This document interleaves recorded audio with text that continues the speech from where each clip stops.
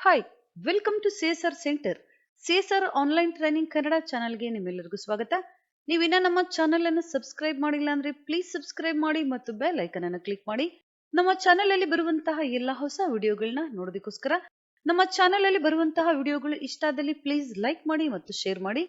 ಇವತ್ತು ನಾವು ನೋಡೋಣ ಟ್ಯಾಲಿ ಪ್ರೈಮ್ ನಲ್ಲಿ ಚೆಕ್ ಪ್ರಿಂಟಿಂಗ್ ಆಪ್ಷನ್ ಅನ್ನ ಯಾವ ರೀತಿಯಾಗಿ ನಾವು ಯೂಸ್ ಮಾಡಬೇಕು ಅಂತ.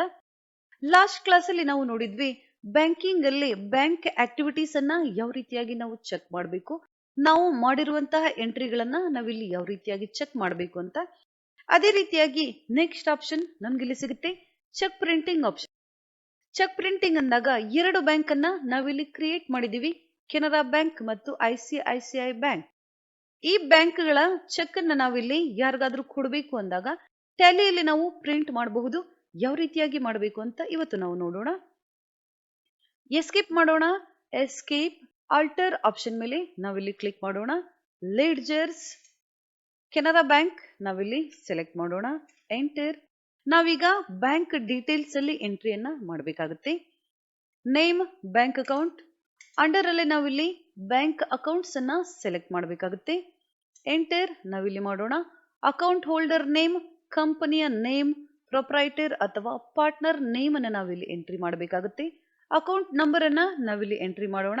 ಎಂಟರ್. IFSC code enter. ನಾನಿಲ್ಲಿ ಎಕ್ಸಾಂಪಲ್ ಆಗಿ ಬ್ಯಾಂಕ್ ಅಕೌಂಟ್ ನಂಬರ್ ಮತ್ತು IFSC ಕೋಡ್ ಅನ್ನ ಎಂಟ್ರಿ ಮಾಡ್ತಾ ಇದ್ದೀನಿ.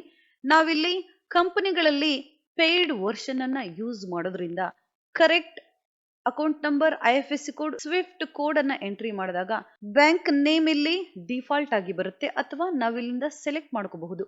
ನಾವಿಲ್ಲಿ ಎಕ್ಸಾಕ್ಟ್ ಅಕೌಂಟ್ ನಂಬರ್ ಅನ್ನ ಹಾಕಿದಾಗ ಟ್ಯಾಲಿ ಪೇಯ್ಡ್ ವರ್ಷನ್ ಇದ್ದಾಗ ಹಲವಾರು ಬ್ಯಾಂಕ್ಗಳ ಡೀಟೇಲ್ಸ್ ಇಲ್ಲಿ ಬರುತ್ತೆ.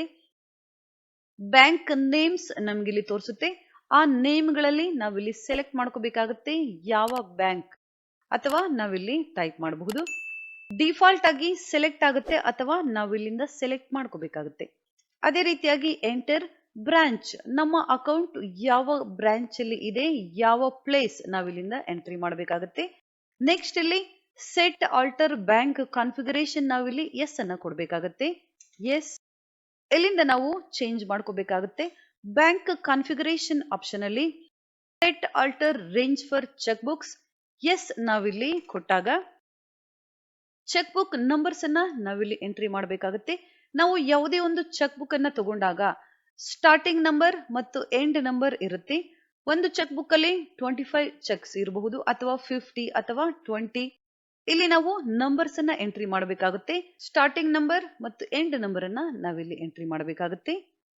ನಾನಿಲ್ಲಿ ಎಕ್ಸಾಂಪಲ್ ಆಗಿ ಎಂಟ್ರಿ ಮಾಡ್ತಾ ಇದ್ದೀನಿ. ಎಂಟರ್ ನಾವಿಲ್ಲಿ ಮಾಡೋಣ.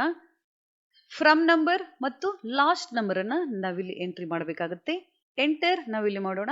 ನೀವಿಲ್ಲಿ ನೋಡ್ತಾ ಇರಬಹುದು ಸ್ಟಾರ್ಟಿಂಗ್ ನಂಬರ್ ಮತ್ತು ಎಂಡ್ ನಂಬರ್ ಅನ್ನ ನಾವಿಲ್ಲಿ ಟೈಪ್ ಮಾಡಿದಾಗ numbers of cheques, cheque book ಅಲ್ಲಿ ಎಷ್ಟು ಚೆಕ್ಗಳು ಇದೆ ನಮ್ಗಿಲ್ಲಿ ತೋರಿಸ್ತಾ ಇದೆ.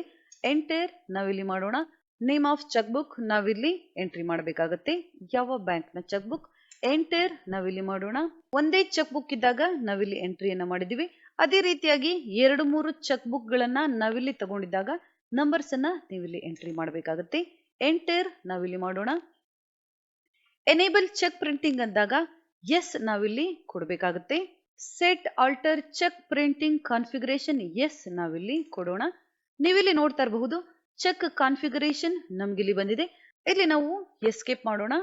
ನಾವಿಲ್ಲಿ ಎನೇಬಲ್ ಚೆಕ್ ಪ್ರಿಂಟಿಂಗ್ ಅಂದಾಗ ಟ್ಯಾಲಿಯಲ್ಲಿ ಪೇಯ್ಡ್ ವರ್ಷನ್ ಅನ್ನ ನಾವಿಲ್ಲಿ ಯೂಸ್ ಮಾಡ್ತಾ ಇದ್ದಾಗ ಸರಿಯಾದ account number, branch, bank account ಅನ್ನ ನಾವಿಲ್ಲಿ ಸೆಲೆಕ್ಟ್ ಮಾಡಿದಾಗ ಆಯಾ ಬ್ಯಾಂಕ್ ನ ಕೆಲವೊಂದು ಚೆಕ್ ಬುಕ್ ಫಾರ್ಮೆಟ್ಸ್ ನಮ್ಗಿಲ್ಲಿ ಟ್ಯಾಲಿಯಲ್ಲಿ ಶೋ ಮಾಡುತ್ತೆ.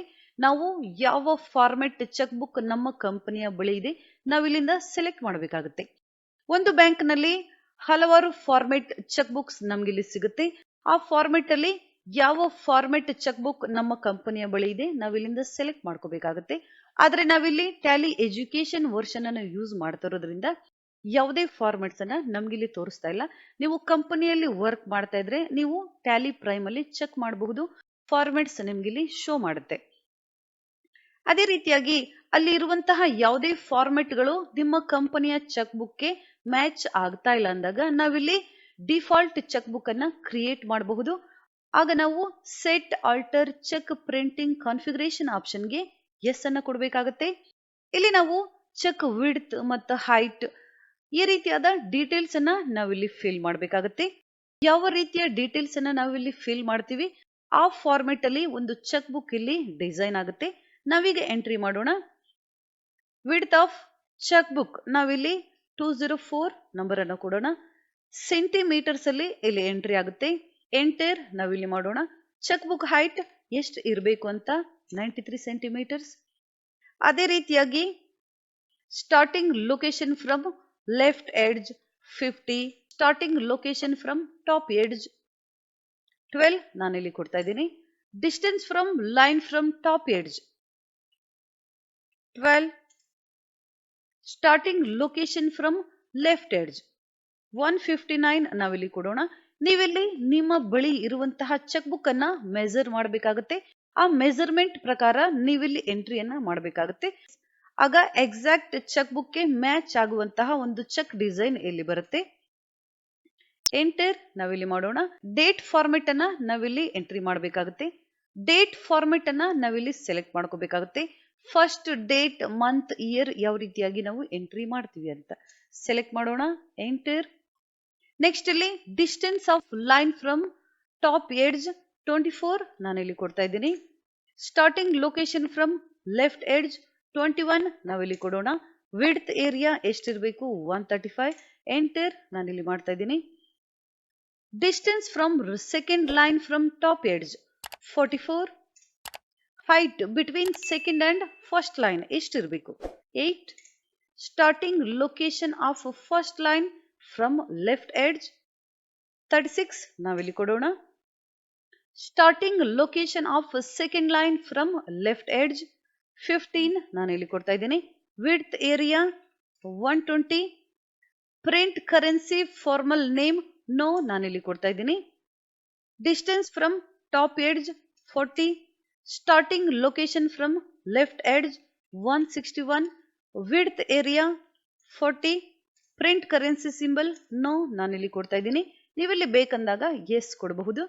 ಅದೇ ರೀತಿಯಾಗಿ ಕಂಪನಿಯ ನೇಮ್ ಇಲ್ಲಿ ಚೆಕ್ ಬುಕ್ ಮೇಲೆ ಪ್ರಿಂಟ್ ಆಗ್ಬೇಕಾ, ಕಂಪನಿಯ ನೇಮ್ ಅನ್ನ ನೀವಿಲ್ಲಿ ಟೈಪ್ ಮಾಡಬಹುದು. ಅಥವಾ ಯಾವುದೇ ಒಂದು ಬ್ಯಾಂಕ್ಗಳಲ್ಲಿ ಕಂಪನಿಯ ಕರೆಂಟ್ ಅಕೌಂಟ್ ಇದ್ದಾಗ ಚೆಕ್ ಬುಕ್ ಮೇಲೆ ಡಿಫಾಲ್ಟ್ ಆಗಿ ಕಂಪನಿಯ ನೇಮ್ ಇಲ್ಲಿ ಪ್ರಿಂಟ್ ಆಗಿರುತ್ತೆ. ಇಲ್ಲಿ ನೀವು ಟೈಪ್ ಮಾಡುವಂತ ಅವಶ್ಯಕತೆ ಇರೋದಿಲ್ಲ. ಇಲ್ಲಿ ನಾವು ಡಿಫಾಲ್ಟ್ ಫಾರ್ಮೆಟ್ ಅನ್ನ ಡಿಸೈನ್ ಮಾಡ್ತಾ ಇರೋದ್ರಿಂದ ಸಿಎಸ್ಆರ್ ಸೆಂಟರ್ ನಾನಿಲ್ಲಿ ಟೈಪ್ ಮಾಡ್ತಾ ಇದ್ದೀನಿ. ಅದೇ ರೀತಿಯಾಗಿ ಎಂಟರ್ ನಾವಿಲ್ಲಿ ಕೊಡೋಣ. Print company name on cheque yes ನಾವಿಲ್ಲಿ ಕೊಡಬೇಕಾಗುತ್ತೆ. ಸಿಗ್ನೇಚರ್ ಅಂದಾಗ ನಾವಿಲ್ಲಿ ಪ್ರೊಪ್ರೈಟರ್ ಅಥವಾ ಪಾರ್ಟ್ನರ್. ಪ್ರೊಪ್ರೈಟರ್ ಇದ್ದಾಗ ಒಂದೇ ಸೈನ್ ಆಪ್ಷನ್ ಅನ್ನ ನಾವಿಲ್ಲಿ ಎಂಟ್ರಿ ಮಾಡಬಹುದು. ಅಥವಾ ಪಾರ್ಟ್ನರ್ ಅಂದಾಗ 1-2 ಸೈನ್ ಅನ್ನ ನಾವಿಲ್ಲಿ ಎಂಟ್ರಿ ಮಾಡಬೇಕು ಅಂದಾಗ ಇಲ್ಲಿ ನಾವು ಎಂಟ್ರಿ ಮಾಡಬೇಕಾಗುತ್ತೆ. ಸೈನ್, ಸೈನ್ 1, ಅದೇ ರೀತಿಯಾಗಿ ಸೈನ್ 2. ಎಂಟರ್ ನಾವಿಲ್ಲಿ ಮಾಡೋಣ. ಡಿಸ್ಟೆನ್ಸ್ ಫ್ರಮ್ ಟಾಪ್ ಎಡ್ಜ್ 65 ನಾನಿಲ್ಲಿ ಎಂಟ್ರಿ ಮಾಡ್ತಾ ಇದ್ದೀನಿ. Starting location from left edge 145. Height of signature area ಎಷ್ಟಿರಬೇಕು 50 ನಾವಿಲ್ಲಿ ಎಂಟ್ರಿ ಮಾಡೋಣ. ಹೈಟ್ ಆಫ್ ಸಿಗ್ನೇಚರ್ ಏರಿಯಾ 10 ನಾವಿಲ್ಲಿ ಎಂಟ್ರಿ ಮಾಡೋಣ. ಎಂಟರ್ ನಾನಿಲ್ಲಿ ಮಾಡ್ತಾ ಇದ್ದೀನಿ. ಇಲ್ಲಿ ನಾವು ಸ್ಯಾಂಪಲ್ ಚೆಕ್ ಪ್ರಿಂಟಿಂಗ್ ಅಂದಾಗ ಪ್ರಿವ್ಯೂ ಅನ್ನ ನಾವಿಲ್ಲಿ ಚೆಕ್ ಮಾಡೋಣ. ನಾವಿಲ್ಲಿ ಎಂಟ್ರಿ ಮಾಡಿರುವಂತಹ ಚೆಕ್ ಫಾರ್ಮೆಟ್ ಯಾವ ರೀತಿಯಾಗಿ ಡಿಸೈನ್ ಆಗಿದೆ ಅಂತ ನೀವಿಲ್ಲಿ ನೋಡಬಹುದು. ಚೆಕ್ ಬುಕ್ ಇಲ್ಲಿ ಯಾವ ರೀತಿಯಾಗಿ ಡಿಸೈನ್ ಆಗಿದೆ ಅಂತ ಝೂಮ್ ಮಾಡಿ ನಾವಿಲ್ಲಿ ನೋಡೋಣ. ನೀವಿಲ್ಲಿ ನೋಡ್ತಾ ಇರಬಹುದು ಚೆಕ್ ಬುಕ್ ಯಾವ ರೀತಿಯಾಗಿ ಡಿಸೈನ್ ಆಗಿದೆ ಅಂತ. ಒಂದು ಸ್ಯಾಂಪಲ್ ಫಾರ್ಮೆಟ್ ಅನ್ನ ನಿಮ್ಗೆ ಇಲ್ಲಿ ತೋರಿಸ್ತಾ ಇದೆ. ಡೇಟ್, ಯಾವ ಕಂಪನಿಗೆ ನಾವಿಲ್ಲಿ ಪೇಮೆಂಟ್ ಅನ್ನ ಕೊಡ್ತಾ ಇದೀವಿ, ಕಂಪನಿಯ ನೇಮ್ ಇಲ್ಲಿ ಡಿಫಾಲ್ಟ್ ಆಗಿ ಎಂಟ್ರಿ ಆಗಿದೆ. ಎಷ್ಟು ಅಮೌಂಟ್ ಅನ್ನ ನಾವಿಲ್ಲಿ ಪೇ ಮಾಡ್ತಾ ಇದೀವಿ, ಅಮೌಂಟ್ ಇನ್ ನಂಬರ್ಸ್, ಕಂಪನಿಯ ನೇಮ್, ಸೈನ್ 1, ಸೈನ್ 2. ಈ ರೀತಿಯಾದ ಚೆಕ್ ಬುಕ್ ಇಲ್ಲಿ ಡಿಸೈನ್ ಆಗಿ ಬಂದಿದೆ. ಎಸ್ಕೇಪ್ ಮಾಡೋಣ. ಎಸ್ಕೇಪ್. ಪ್ರಿಂಟ್. ಎಂಟರ್ ನಾವಿಲ್ಲಿ ಮಾಡೋಣ. ರೀಕನ್ಸಿಲೇಷನ್ ಇನ್ ಬಿಗಿನಿಂಗ್ ಡೇಟ್ ಅಂದಾಗ ನಾವಿಲ್ಲಿ ಪ್ರತಿ ತಿಂಗಳು ಕಂಪನಿಯಲ್ಲಿ ನಾವು ಬ್ಯಾಂಕ್ ಟ್ರಾನ್ಸಾಕ್ಷನ್ ಶೀಟ್ ಅನ್ನು ತರಿಸೋದ್ರಿಂದ ಬ್ಯಾಂಕ್ ಟ್ರಾನ್ಸಾಕ್ಷನ್ ಶೀಟ್ ಮತ್ತು ಒಂದು ತಿಂಗಳಲ್ಲಿ ನಾವು ಎಂಟ್ರಿ ಮಾಡಿರುವಂತಹ payment, receipt, extra transaction amount ಗಳನ್ನ ನಾವಿಲ್ಲಿ ಕಂಪೇರ್ ಮಾಡಬೇಕಾಗುತ್ತೆ. ಯಾವ ಎಂಟ್ರಿ ಮಿಸ್ ಆಗಿದೆ ಅಥವಾ ಕರೆಕ್ಟ್ ಆಗಿದೆ ಅನ್ನೋದನ್ನ ನಾವಿಲ್ಲಿ ಚೆಕ್ ಮಾಡಬೇಕಾಗುತ್ತೆ. ಹಾಗಿದ್ದಾಗ ಯಾವುದೇ ಎಂಟ್ರಿ ಮಿಸ್ ಆಗಿದ್ದಾಗ ನಾವು ಅದನ್ನ ಇಲ್ಲಿಂದ ಆಲ್ಟರ್ ಮಾಡ್ತೀವಿ. ಆಗ ನಾವು ರೀಕನ್ಸಿಲೇಷನ್ ಆಪ್ಷನ್ ಅನ್ನ ಯೂಸ್ ಮಾಡ್ತೀವಿ. ನೆಕ್ಸ್ಟ್ ಇಲ್ಲಿ ಸೆಟ್ ಆಲ್ಟರ್ ಓಪನಿಂಗ್ BRS ಅಂದಾಗ ಬ್ಯಾಂಕ್ ರೀಕನ್ಸಿಲೇಷನ್ ಅಂತ ನಮ್ಗಿಲ್ಲಿ ಕನ್ಸಿಡರ್ ಆಗುತ್ತೆ. ಇಲ್ಲಿ ನೀವು ಯಾವುದೇ ಕಂಪನಿಗಳಿಗೆ ಇಂಟರ್ವ್ಯೂಗೆ ಹೋದಾಗ ಬ್ಯಾಂಕ್ ರೀಕನ್ಸಿಲೇಷನ್ ಅಂದ್ರೆ ಏನು ಅಂತ ನಿಮ್ಗೆ ಇಲ್ಲಿ ಕ್ವಶನ್ ಅನ್ನ ಕೇಳಬಹುದು. ಬ್ಯಾಂಕ್ ರೀಕನ್ಸಿಲೇಷನ್ ಅಂದಾಗ ನಾವು ಟ್ಯಾಲಿಯಲ್ಲಿ ಮಾಡಿರುವಂತಹ ಎಂಟ್ರಿ ಮತ್ತು ಬ್ಯಾಂಕ್ ಟ್ರಾನ್ಸಾಕ್ಷನ್ ಶೀಟ್ ಅನ್ನ ನಾವಿಲ್ಲಿ ಕಂಪೇರ್ ಮಾಡೋದಾಗಿರುತ್ತೆ. ಬ್ಯಾಂಕ್ ಟ್ರಾನ್ಸಾಕ್ಷನ್ ಅಲ್ಲಿ ನಾವು ಮಾಡಿರುವಂತಹ ಎಂಟ್ರಿಗಳು, ಟ್ಯಾಲಿಯಲ್ಲಿ ನಾವು ಮಾಡಿರುವಂತಹ ಎಂಟ್ರಿಗಳನ್ನ, ಎರಡು ಎಂಟ್ರಿಗಳನ್ನ ನಾವು ಕಂಪೇರ್ ಮಾಡಿದಾಗ ಯಾವ ಡೇಟ್ ಅಲ್ಲಿ ಎಷ್ಟು ಟ್ರಾನ್ಸಾಕ್ಷನ್ ಆಗಿದೆ, ನಾವು ಟ್ಯಾಲಿಯಲ್ಲಿ ಮಾಡಿರುವ ಎಂಟ್ರಿ ಮತ್ತು ಬ್ಯಾಂಕ್ ಟ್ರಾನ್ಸಾಕ್ಷನ್ ಎಂಟ್ರಿ ಸರಿಯಾಗಿದೆಯೋ ಇಲ್ಲೋ ನಾವಿಲ್ಲಿ ಚೆಕ್ ಮಾಡಬೇಕಾಗತ್ತೆ. ಸರಿಯಾಗಿದ್ದಾಗ ಯಾವುದೇ ಚೇಂಜಸ್ ಅನ್ನ ಮಾಡುವಂತಹ ಅವಶ್ಯಕತೆ ಇರೋದಿಲ್ಲ. ಅಥವಾ ಡೇಟ್ ಅಥವಾ ಯಾವುದೇ ಅಮೌಂಟ್ ಅಲ್ಲಿ ವೇರಿಯೇಷನ್ಸ್ ಆಗಿದೆ ಅಂದಾಗ ನಾವು ಬ್ಯಾಂಕ್ ಟ್ರಾನ್ಸಾಕ್ಷನ್ ಶೀಟ್ ಅನ್ನ ನೋಡಿ ಟ್ಯಾಲಿಯಲ್ಲಿ ಎಂಟ್ರಿಯನ್ನ ನಾವಿಲ್ಲಿ ಆಲ್ಟರ್ ಮಾಡಬೇಕಾಗುತ್ತೆ. ಈ ಪ್ರೋಸೆಸ್ ಅನ್ನ ನಾವಿಲ್ಲಿ ಬ್ಯಾಂಕ್ ರೀಕನ್ಸಿಲೇಷನ್ ಅಂತ ಕರಿತೀವಿ. ಬ್ಯಾಂಕ್ ರೀಕನ್ಸಿಲೇಷನ್ ಅಂದ್ರೆ ಏನು ಅಂತ ಇಂಟರ್ವ್ಯೂ ನಲ್ಲಿ ಕ್ವಶನ್ ಅನ್ನ ಕೇಳಿದಾಗ ಈ ರೀತಿಯ ಆದ ಆನ್ಸರ್ ಅನ್ನ ನೀವಿಲ್ಲಿ ಮಾಡಬೇಕಾಗುತ್ತೆ. ಸೆಟ್ ಆಲ್ಟರ್ ಓಪನಿಂಗ್ BRS ಅಂದಾಗ ಬ್ಯಾಂಕ್ ರೀಕನ್ಸಿಲೇಷನ್ ಅನ್ನ ನೀವಿಲ್ಲಿ ಎಂಟ್ರಿ ಮಾಡ್ತೀರಾ, ಚೆಕ್ ಮಾಡ್ತೀರಾ ಅಂದಾಗ ಎಸ್ ನೀವಿಲ್ಲಿ ಕೊಡ್ಬೇಕಾಗುತ್ತೆ. ಎಸ್ ಕೊಟ್ಟಾಗ ಈ ರೀತಿಯಾದ ಎಂಟ್ರಿ ನಮ್ಗಿಲ್ಲಿ ಬರುತ್ತೆ. ಇಲ್ಲಿ ಯಾವ ಡೇಟ್ ಅಲ್ಲಿ ಎಷ್ಟು ಟ್ರಾನ್ಸಾಕ್ಷನ್ ಆಗಿದೆ ನಮ್ಗಿಲ್ಲಿ ತೋರಿಸುತ್ತೆ. ಬ್ಯಾಂಕ್ ಇಂದ ನಾವಿಲ್ಲಿ ಡೀಟೇಲ್ಸ್ ಅನ್ನ ನೋಡಿ ಇಲ್ಲಿ ಆಲ್ಟರ್ ಅನ್ನ ಮಾಡಬಹುದು. ಅಥವಾ ನಾವು ಡಿ ಬುಕ್ ಅಲ್ಲಿ ಮಾಡಿರುವಂತಹ ಎಂಟ್ರಿಗಳಿಂದ ಸಹ ನಾವು ಯಾವುದೇ ಅಲ್ಟ್ರೇಷನ್ ಅನ್ನ ಮಾಡಬಹುದು.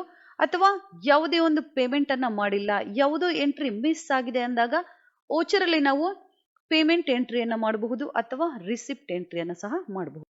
ಅದೇ ರೀತಿಯಾಗಿ ನೆಕ್ಸ್ಟ್ ಆಪ್ಷನ್ ನಮ್ಗಿಲ್ಲಿ ಸಿಗುತ್ತೆ ಇ ಪೇಮೆಂಟ್ಸ್. ಇ ಪೇಮೆಂಟ್ಸ್ ಅಂದಾಗ ಆನ್ಲೈನ್ ಟ್ರಾನ್ಸಾಕ್ಷನ್ ಯಾವ ರೀತಿಯಾಗಿ ಮಾಡಬೇಕು, ಆ ರೆಫರೆನ್ಸ್ ನಂಬರ್ ಅನ್ನ ಯಾವ ರೀತಿಯಾಗಿ ಎಂಟ್ರಿ ಮಾಡಬೇಕಂತ ಹಿಂದಿನ ಕ್ಲಾಸ್ ಅಲ್ಲಿ ನಾನು ಹೇಳಿದ್ದೀನಿ. ಆ ವಿಡಿಯೋಗಳನ್ನ ನೀವು ಇಲ್ಲಿ ನೋಡ್ಬೇಕಾಗುತ್ತೆ. ಆನ್ಲೈನ್ ಟ್ರಾನ್ಸಾಕ್ಷನ್ ಎಂಟ್ರಿಗಳನ್ನ ಚೆಕ್ ಮಾಡಿ ಆಲ್ಟರ್ ಮಾಡ್ತೀವಿ ಅಂದಾಗ ಈ ಆಪ್ಷನ್ಗೆ ನೀವಿಲ್ಲಿ ಎಸ್ ಅನ್ನ ಕೊಡಬಹುದು.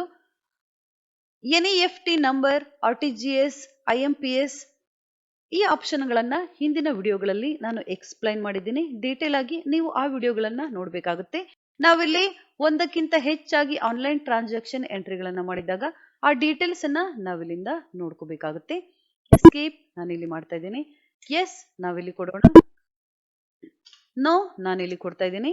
ಎಂಟರ್ ನಾವಿಲ್ಲಿ ಮಾಡೋಣ. Enter bank details, country, state, pin code, GST number, opening balance ನಾವಿಲ್ಲಿ ಚೆಕ್ ಮಾಡ್ಕೋಬೇಕಾಗುತ್ತೆ. Enter accept. ಈ ರೀತಿಯಾಗಿ ನಾವು ಟ್ಯಾಲಿಯಲ್ಲಿ ಚೆಕ್ ಬುಕ್ ಅನ್ನ ಪ್ರಿಂಟ್ ಮಾಡಬೇಕು ಅಂದಾಗ ಬ್ಯಾಂಕ್ ಅಲ್ಲಿ ನಾವು ಈ ರೀತಿಯಾದ ಸೆಟ್ಟಿಂಗ್ಸ್ ಅನ್ನ ಮಾಡಬೇಕಾಗುತ್ತೆ. ಇವತ್ತು ನಾವು ನೋಡಿದ್ವಿ ಟ್ಯಾಲಿಯಲ್ಲಿ ಚೆಕ್ ಬುಕ್ ಪ್ರಿಂಟಿಂಗ್ ಅನ್ನ ಯಾವ ರೀತಿಯಾಗಿ ನಾವು ಮಾಡಬೇಕು ಅಂತ. ಅದೇ ರೀತಿಯಾಗಿ ನೆಕ್ಸ್ಟ್ ಕ್ಲಾಸ್ ಅಲ್ಲಿ ನಾವು ನೋಡೋಣ ಬ್ಯಾಂಕಿಂಗ್ ಆಪ್ಷನ್ ಅಲ್ಲಿ ಚೆಕ್ ರಿಜಿಸ್ಟರ್ ಅಥವಾ ಪೋಸ್ಟ್ ಡೇಟೆಡ್ ಸಮರಿ ಸ್ಲಿಪ್ ಅನ್ನ ನಾವಿಲ್ಲಿ ಡೆಪಾಸಿಟ್ ಮಾಡಿದ್ದಾಗ, ಕ್ಯಾಶ್ ಅನ್ನ ನಾವಿಲ್ಲಿ ಬ್ಯಾಂಕಿಗೆ ಡೆಪಾಸಿಟ್ ಮಾಡಿದಾಗ ಆ ಸ್ಲಿಪ್ ಗಳ ಎಂಟ್ರಿಯನ್ನ ಯಾವ ರೀತಿಯಾಗಿ ಮಾಡ್ಬೇಕಂತ ನೆಕ್ಸ್ಟ್ ಕ್ಲಾಸ್ ಅಲ್ಲಿ ನಾವು ನೋಡೋಣ.